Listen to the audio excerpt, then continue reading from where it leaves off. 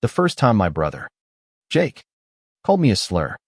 I was 16, standing in our driveway with a basketball frozen in my hands. His laugh, sharp as a blade, cut through the humid Virginia air, and the words stung worse than the sunburn on my shoulders. I'd known I was gay since I was 12, but hearing it weaponized by my own blood made the world tilt. What does it feel like when the person you admire most turns your truth into a punchline? For me, it was like drowning in plain sight. Jake was the golden boy of our small-town quarterback, straight A student, the son our parents never worried about. I was Ethan, the quiet one, the artist who'd rather sketch than throw a spiral. Growing up in Willow Creek, a place where church bells rang louder than progress, I learned to hide who I was. But Jake, he seemed to thrive on exposing it. Our house was a split-level relic, all faded shutters and creaky floors, perched on a street where everyone knew your business. That summer of 2015, I was caught between wanting to disappear and wanting to scream. Jake's taunts weren't just words, they were a campaign. At family dinners, he'd smirk and ask why I didn't have a girlfriend yet, knowing full well why. In front of his friends, he'd mimic my walk, my voice, anything to get a laugh. Each jab chipped away at me, but I never fought back. How do you fight someone who's supposed to protect you? What makes someone lash out at what they can't understand? Or maybe, what they're afraid to face in themselves. I didn't know it then, but Jake's cruelty wasn't just about me. It was about him, too. That August, I came out to our parents. Not by choice. Jake had found a letter I'd written to a boy at school, a confession I never meant to send.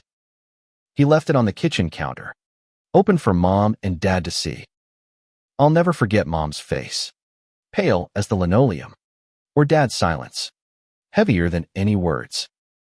They didn't kick me out, but the air in our house changed. Dinners became quieter. Their eyes avoided mine.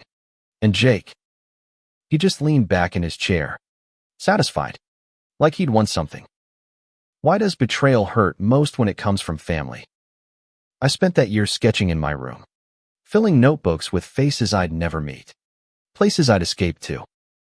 I dreamed of New York, where I could be Ethan, not Jake's weird brother. But dreams don't block out reality.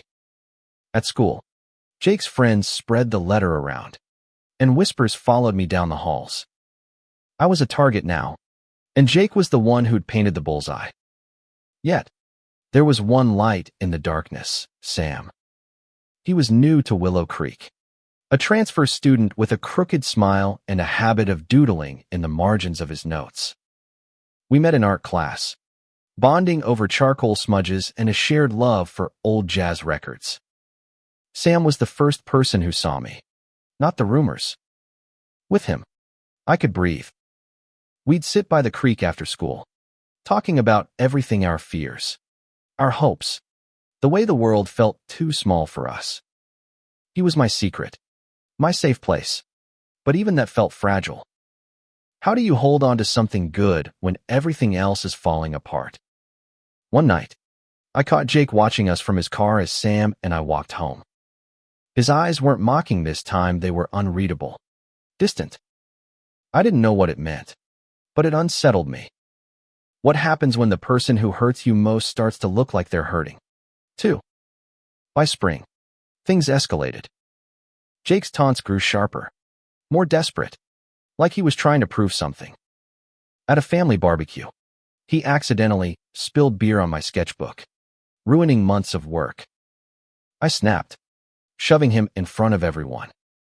The yard went silent, and for the first time, I saw something flicker in Jake's eyes. Guilt. Maybe. But he covered it with a laugh, and the moment passed. Why do we hurt the ones we love most? I started to wonder if Jake's cruelty was a mask. But for what? Sam noticed the change in me.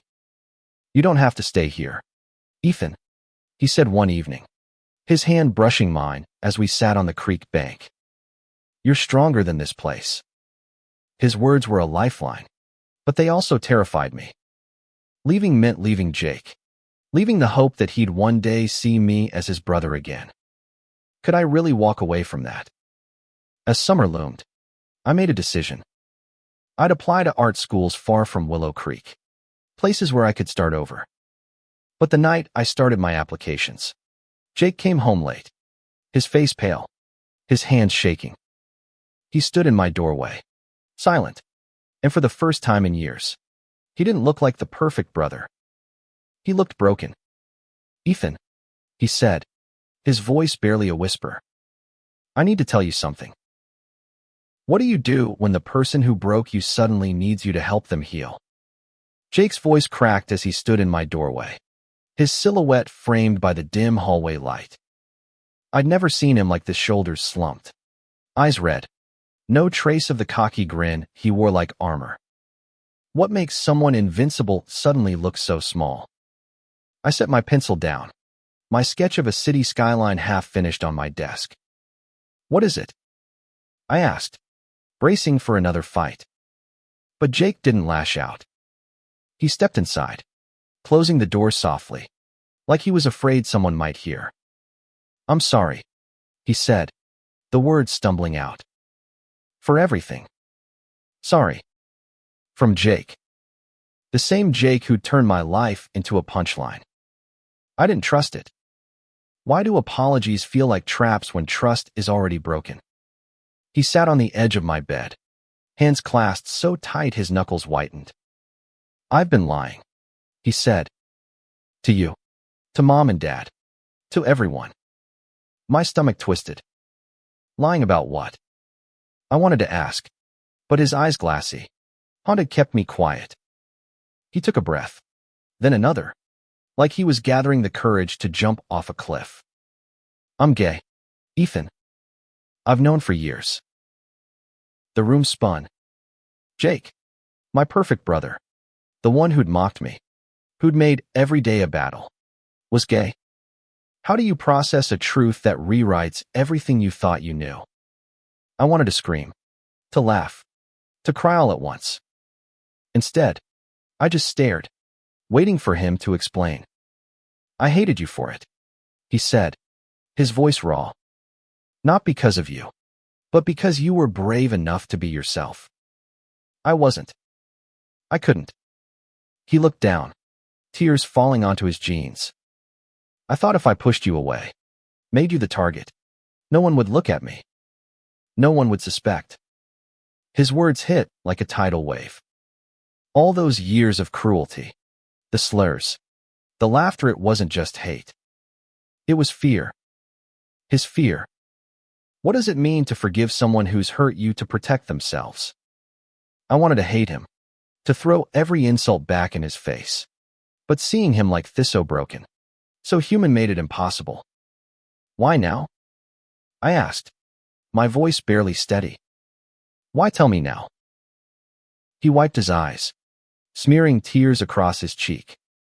"Because I'm tired, Ethan. Tired of lying. Tired of hiding. I saw you with Sam. And I was jealous. Not just of him, but of you. You're free in a way I never let myself be."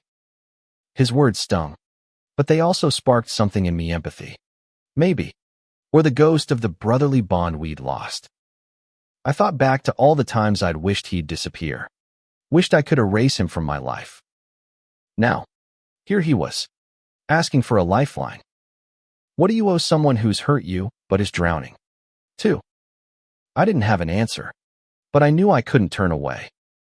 The next morning, Jake was different. Quiet, but not the cold silence I was used to. At breakfast, he didn't meet my eyes, but he didn't mock me either. Mom noticed, her brow furrowing as she poured coffee. "Everything okay, boys?" she asked. Jake nodded, but I saw his hands tremble under the table. How do you start rebuilding when the foundation's been cracked for years? School was a minefield. Jake's confession didn't erase the past, and his friends still threw barbs my way. But now, I noticed Jake flinch when they did. He didn't join in, didn't laugh. Once, when his best friend, Connor made a crude joke about me. Jake snapped. Knock it off. The table went quiet, and Connor stared like he'd been slapped. What does it take to stand up when you've spent years staying silent? Sam was my anchor. That afternoon, we sat in the art room, sketching in companionable silence. I told him about Jake, leaving out the details but sharing the weight. He's scared, I said, smudging charcoal with my thumb. Like I was. Sam's eyes softened. You don't have to fix him, Ethan. Just be there. His words were simple, but they grounded me. Why is it easier to help someone else than to heal yourself? That night, Jake knocked on my door again.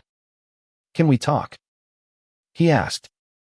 We sat on the porch, the summer air thick with cicadas. He told me about his first crush, a boy from football camp, and how he'd buried it so deep it felt like a betrayal of himself. I thought if I was perfect son, perfect athletino, one would question me, he said. But it didn't work. I still felt wrong. His honesty disarmed me. How do you hate someone who's confessing their soul? I don't know how to do this, he admitted. Be out. Be me. I didn't have all the answers, but I knew what it was like to feel alone. You don't have to do it alone, I said. For the first time in years, we felt like brothers again. The porch became our sanctuary, a place where Jake and I could talk without the weight of Willow Creek's eyes. Under the flickering moth-filled light, we shared truths we'd never dared speak before. But what happens when honesty opens old wounds instead of healing them? Jake's confession didn't erase the years of pain. I'd lie awake at night, replaying his slurs, the way he'd humiliated me in front of his friends. Forgiveness sounded noble, but how do you forgive someone who's carved scars into your soul? I wanted to help him, but I was still angry, still raw. During one of our late-night talks, I snapped. You made my life hell, Jake. Do you even get that? His face crumpled, but he didn't argue. I know, he whispered. I hate myself for it. His guilt was real, but it didn't erase mine. I felt guilty for not seeing his struggle, for not questioning why he targeted me so viciously. What does it mean to be a brother when you've both failed each other? I didn't have the answer, but I knew we had to keep talking. At school, Jake started pulling away from his old crowd. Connor and the others noticed, their jokes turning sharper, aimed at both of us now. One day, I overheard Connor in the locker room, muttering, "What's with Jake? He's acting weird, like his brother." The word weird carried a familiar venom. Jake heard it too, and for a moment, our eyes met across the room. He didn't say anything, but the fear in his expression mirrored mine from years ago. How do you stand up when you're terrified of being seen? Sam was my refuge, as always. We'd started sneaking away to an old barn on the edge of town, a place where we could be ourselves without judgment. There, under the sagging rafters, we kissed for the first time, his lips soft and certain against mine. It was a moment of pure joy, but it was tainted by worry. What if Jake's not ready? I asked Sam, my head on his shoulder. What if he never is? Sam traced circles on my hand. You can't carry his weight, Ethan. Just your own. His words were a reminder, but they didn't ease the knot in my chest. Why is love so complicated when it's supposed to be simple? Back home, Mom and Dad were starting to notice the shift. Mom caught us on the porch one night, her eyes narrowing. What's going on with you two? She asked, her voice tight. Jake froze, but I spoke up. We're just talking, Mom. She didn't push, but her suspicion lingered. Dad was worse. Barely spoke to either of us now, his silence a wall we couldn't climb. What happens when the people who raised you can't accept who you are? Jake decided to tell them. Not because he was ready, but because he couldn't keep lying. We planned it carefully, sitting at the kitchen table one Sunday evening. The air was thick with tension, the kind that makes your skin prickle. Jake's voice shook as he said, "Mom, Dad, I'm gay." The words hung there, heavy and final. Mom's coffee cup froze halfway to her lips. Dad's jaw tightened, and he stood, walking out without a word. Why does love sometimes feel like a battlefield? Mom stayed, her eyes wet but steady. "How long have you known?" she asked. Jake told her everything: his fear, his shame, the years of hiding. I watched her face soften, but there was pain there, too. "I wish you'd told us sooner," she said. "Both of you." Her words were a bridge, fragile but real. For the first time, I felt like she saw us not as problems, but as her sons. But Dad's absence loomed large. How do you rebuild a family when one piece is missing? The next day, Jake faced his teammates. He didn't come out, but he stood up for me when Connor made another jab. "He's my brother," Jake said, his voice firm. "Lay off." The locker room went silent, and I saw respect in some of their eyes, confusion in others. It wasn't acceptance, but it was a start. What does it take to change a culture that thrives on conformity? That night, Jake and I sat on the porch again, the air cooler now, fall creeping in. "I don't know if I can do this," he said, staring at the stars. "Be out. Be honest." I thought of Sam, of the barn, of the life I wanted. "You don't have to do it alone," I said, echoing my own words from weeks before. For the first time, I believed them. Fall in Willow Creek painted the trees in fiery hues, but the chill in our house was colder than the October air. Dad still hadn't spoken to Jake or me since the kitchen table confession. What does silence do to a family when it's louder than words? Jake was trying. He'd stopped hanging out with Connor and the others, choosing instead to sit with me at lunch, a quiet act of defiance. The rumors started swirling about me, about him, about us. Small towns don't forgive difference easily. How do you keep going when every whisper feels like a blade? Jake's eyes were tired, but he didn't back down. "I'm done hiding," he told me one day, his voice steady despite the shadows under his eyes. Sam noticed the change in both of us. At the barn, he'd listen as I vented about Dad, about the town, about the weight of carrying Jake's truth alongside my own. "You're not his keeper, Ethan," Sam said, his hand warm in mine. "But you're a damn good brother." His faith in me was a lifeline, but it also made me question myself. Was I good enough to help Jake through this? Or was I too broken from his past to try? One evening, I found Dad in the garage, tinkering with an old radio. The silence between us was suffocating, but I couldn't leave. "Why won't you talk to us?" I asked, my voice sharper than I meant. He didn't look up, just kept twisting a screwdriver. "It's not that simple, Ethan," he said finally. "I don't know how to do this." His admission wasn't comfort, it was a confession of his own fear. What do you do when the people you love are afraid of who you are? Jake's courage grew, but so did the consequences. At a football game, he overheard Connor spreading rumors about him. Instead of shrinking, Jake confronted him in front of the team. "You got a problem with me. Say it to my face," he said, his voice carrying over the field. Connor backed down, but the damage was done. The team started freezing Jake out, passing to others, ignoring his plays. How do you stay strong when the world you built turns against you? Mom was our anchor. She started researching, reading about LGBTQ+ support groups, even attending a meeting in the next town over. "I want to understand," she told us one night, her voice soft but firm. "I want to be better for you both." Her effort was a balm, but it couldn't erase Dad's distance. Jake and I started planning our future, some for art school, him for college, maybe somewhere far from Willow Creek. But the idea of leaving felt like abandoning Dad. Why is it so hard to choose yourself when it means leaving someone behind? Sam and I grew closer, our moments in the barn a sanctuary from the chaos. One night, he told me he loved me, his words quiet but sure. I said it back, my heart racing, and for a moment, the world felt right. But love doesn't solve everything. Jake was struggling, and I couldn't shake the fear that he'd break under the pressure. What happens when you're trying to save someone who's still learning to save themselves? At school, things escalated.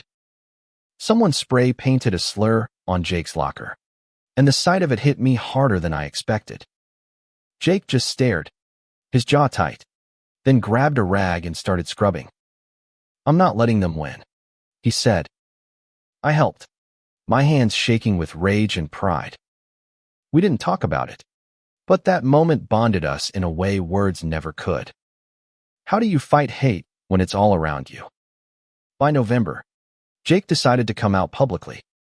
He posted on social media, a simple message, "I'm gay. I'm still me." The backlash was swift, hateful comments, unfollows, even a call from coach suggesting he take a break from the team. But there were allies, 2 teammates who messaged support, a teacher who offered to start a GSA. Willow Creek was changing, slowly, because of Jake's courage. What does it mean to be a trailblazer when every step hurts? That night, I found Jake on the porch, staring at the stars. I didn't think it'd be this hard, he admitted. I sat beside him, our shoulders touching. "You're not alone," I said. For the first time, I felt like we were in this together. Winter settled over Willow Creek, blanketing the town in frost and quiet. Jake's public coming out had rippled through our lives, and while some embraced him, others turned colder. What does it mean to stand tall when the ground beneath you feels like ice? Dad's silence persisted, a wall we couldn't breach. Mom tried to bridge the gap, inviting him to a family meeting with a counselor she'd found through the support group. He refused, his face hard as he muttered, "I need time." Time for what? To accept us. To understand. I wanted to shake him, to demand he see us. But Jake just squeezed my arm. "Let him come to us," he said. How do you wait for love when it feels like it's slipping away? At school, Jake faced new challenges. The football team's rejection stung, but he kept showing up, running drills alone when others ignored him. One day, a younger player, Tim, approached him after practice. "I think it's cool what you did," Tim said, his voice low. "My cousin's gay. He's scared to tell anyone." Jake nodded, his eyes bright with something like hope. "Tell him he's not alone," he said. Why does one small act of kindness feel like a revolution in a place like this? Sam and I were navigating our own path. We'd started planning a future together, dreaming of art school in New York, a place where we could walk hand in hand without fear. But Jake's struggles weighed on me. "You can't save everyone," Sam said one night in the barn, his breath visible in the cold air. "But you can love them." His words were a reminder, but they didn't ease the guilt. Was I abandoning Jake by dreaming of a life beyond Willow Creek? The holidays brought tension. Christmas dinner was strained, Dad's chair empty as he worked late. Mom tried to keep things light, but her smiles were forced. Jake and I exchanged gifts, a sketch I'd drawn of him as a kid, and a leather journal he'd bought for me. "For your next chapter," he said, his voice thick. For a moment, we were just brothers, not the sum of our scars. How do you hold on to those moments when the world keeps pulling you apart? Then came the incident that shook us. Someone slashed Jake's tires during a game, leaving a note with a slur tucked under his wiper.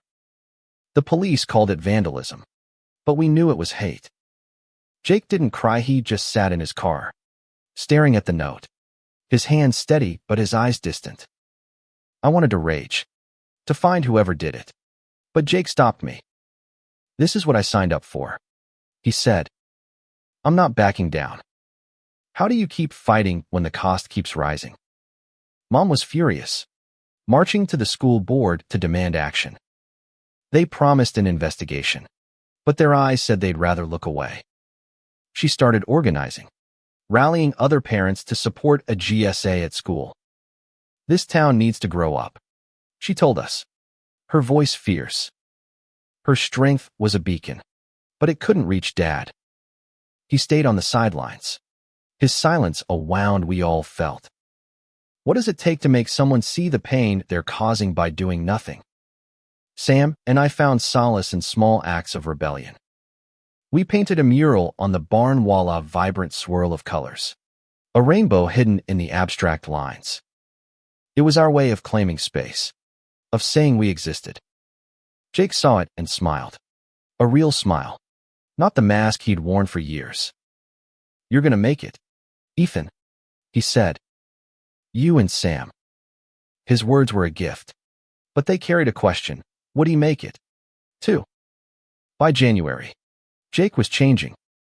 He started volunteering at the support group Mom had found, sharing his story with kids who were still hiding. "I wish I'd had this," he told me one night, his voice soft. "Someone to tell me it's okay. I saw the brother I'd lost years ago, the one who'd taught me to ride a bike, who'd shared his Halloween candy.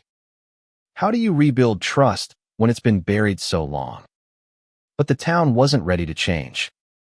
A local pastor preached against us, calling us lost souls.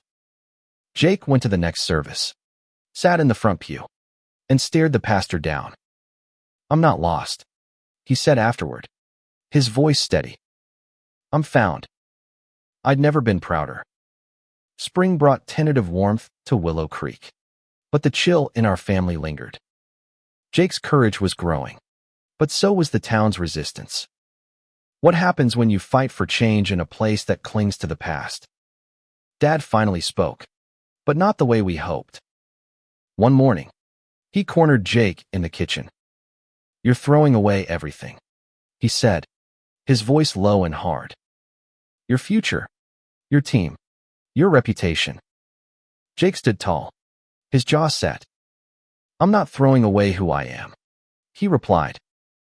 Dad walked away, leaving a silence that echoed. How do you reach someone who's built a wall around their heart? At school, the GSA Mom helped start was gaining traction. A handful of students showed up to the first meeting, including Tim, the football player who'd stood by Jake. I went, too, sketching in the corner as Jake spoke about his journey. His voice shook at first, but it grew stronger, each word a step toward freedom. "I hurt my brother because I was scared," he admitted, his eyes finding mine. "I won't let fear win again." The room was quiet, but the air felt alive with possibility. Why does it take so much pain to find connection?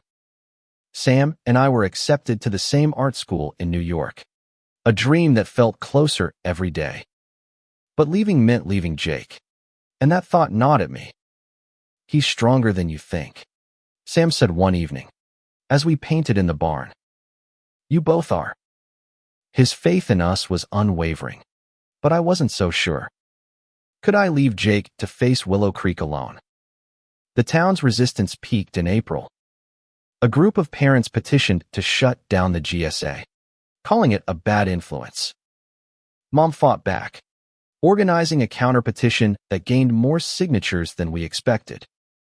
Jake spoke at a school board meeting, his voice clear despite the hostile stares. "I'm not here to change your kids," he said. "I'm here to make sure they know they're not alone." Some clapped, others scoffed, but Jake didn't flinch. How do you stand up when half the room wants you to sit down? Then came the night that changed everything. Jake and I were walking home from the creek when a truck slowed beside us. A man leaned out, shouting slurs, his voice thick with hate. Before I could react, he threw a bottle, missing Jake by inches. We ran, hearts pounding, until we reached our porch. Jake was shaking, but not with fear, with anger. "This is why we can't stop," he said. "Why does hate make some shrink and others fight?" Mom was livid, filing a police report despite their dismissive shrugs. Dad overheard, his face pale. For the first time, he looked at Jake, really looked at him. "You okay?" he asked, his voice rough. Jake nodded, but the moment felt fragile, like a crack in the ice. Was this the start of something, or just another false hope? Sam and I doubled down on our plans. We spent hours researching apartments, scholarships, anything to make New York real. But every step toward freedom felt like a step away from Jake. One night, I found him in his room, staring at a college application. "I'm thinking California," he said. "Somewhere new." His eyes were bright with fear and hope, a mirror of my own. How do you let go of the past when it's shaped who you are? The GSA grew, a small beacon in Willow Creek storm. Jake became its unofficial leader, organizing movie nights and discussion groups.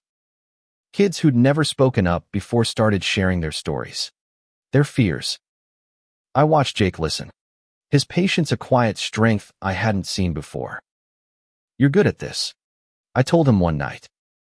He smiled, a real smile. "I learned from you," he said. "What does it mean to see yourself in someone you thought you'd lost?" By May, the town was split. Some rallied behind us. Others doubled down on their hate. But Jake and I were done hiding. We walked to school together, heads high, ready for whatever came next. The future was uncertain, but for the first time, we faced it as brothers. Summer returned to Willow Creek, heavy with heat and the promise of change. Jake and I were no longer the brothers we'd been, but the path forward was still unclear. What does it mean to rebuild when the pieces don't quite fit? Dad's crack in the ice widened, but slowly. One evening, he joined us on the porch, his presence awkward but real. "I don't understand it," he said, his voice gruff. "But I'm trying." It wasn't acceptance, but it was a start. Jake and I exchanged a glance, a silent agreement to give him time. How do you meet someone halfway when the distance feels so vast? The GSA became a lifeline for more than just us. Kids from neighboring towns started showing up, drawn by word of mouth. Jake organized a pride event, a small gathering in a park with rainbow flags and homemade cookies. Mom was there, handing out lemonade, her smile brighter than I'd seen in years. Even Tim and a few teammates showed up, their presence a quiet rebellion against the town's old guard. Why does it take so much courage to celebrate who you are? Sam and I were counting down to New York, our acceptance letters pinned to my bulletin board like a promise. But leaving Jake felt like tearing out a piece of myself. "You're not abandoning me," he said one night, reading my mind.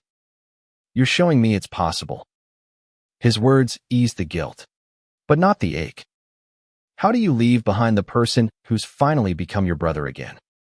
The town's resistance didn't fade. The pastor's sermons grew louder, and some businesses refused to serve openly queer customers. But there were allies. A diner owner who hung a rainbow flag, a teacher who started a book club with queer authors. Jake and I became part of something bigger, a slow shift in Willow Creek's heart. What does it mean to fight for a place that doesn't always want you? One night, Dad found me in my room, sketching. "That's good," he said, pointing to a drawing of Jake laughing. He hesitated, then added, "I'm proud of you. Both of you." The words were clumsy, but they landed like a gift. I nodded, unable to speak. Later, Jake told me Dad had said the same to him. For the first time, I believed we might be a family again. How do you hold on to hope when it's been so hard to find? The Pride event wasn't perfect.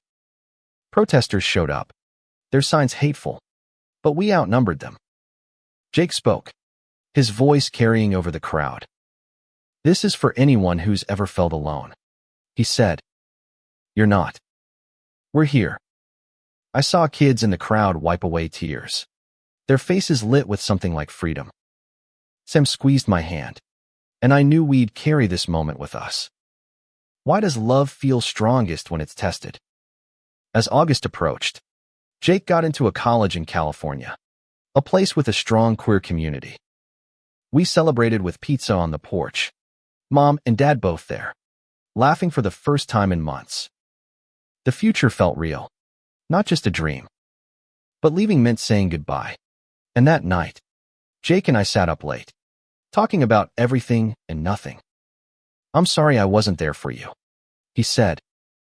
"You were always the brave one." I shook my head. We're both brave now. How do you say goodbye when you've just found each other?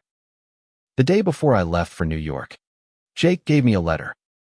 "Don't read it till you're there," he said. I hugged him, my throat tight, and promised I would. Sam and I boarded the bus the next morning, Willow Creek fading in the rearview. The future was ours, but it carried the weight of everything we'd left behind. New York was a whirlwind of color and noise, a world where Sam and I could finally breathe. Our tiny apartment smelled of paint and possibility, but Willow Creek still lingered in my heart. What does it mean to start over when your roots are tangled in pain and love? I read Jake's letter on our first night, sitting on a mattress on the floor. His words were raw, written in the same shaky hand I'd seen that night in my doorway. "Ethan, you were my mirror, and I hated what I saw. Thank you for not giving up on me." He wrote about his fears, his hopes, his promise to live openly in California. "You taught me how to be brave," he ended. I cried, not for the past, but for the brother I'd found. How do you carry someone's love across a continent? Art school was everything I'd dreamed, late nights in the studio, Sam's sketches beside mine, professors who saw my potential. But Jake's journey was never far from my mind. We texted daily, sharing stories of new friends, new challenges. He'd joined a queer student group, found a boyfriend, started healing. "I'm proud of you," I texted one night, and he replied, "Right back at you." Why does distance make love clearer? Back in Willow Creek, Mom sent updates. The GSA grew, and the diner's rainbow flag stayed up. Dad was slower to change, but he'd started attending the support group with Mom, asking questions, listening. "He misses you both," she wrote. I hoped one day we'd all sit on that porch again, whole. How do you rebuild a family when time and distance stretch it thin? One weekend, Sam and I visited a queer art exhibit, vibrant paintings that screamed identity and defiance. I thought of Jake, of the mural we'd painted in the barn, of the life we were building. "We're free," Sam said, his arm around me. He was right, but freedom came with a cost, leaving behind a town that shaped us, a brother I'd fought for, a family still learning to love us. What does freedom mean when it's tied to sacrifice? Jake visited us in the spring, his smile brighter than I'd ever seen. We walked through Central Park, talking about everything: his boyfriend, my art, the future. "I'm sorry I made you feel small," he said, his voice steady now. "You made me want to be bigger." I hugged him, the past not forgotten but softened by the present. How do you forgive when forgiveness means letting go?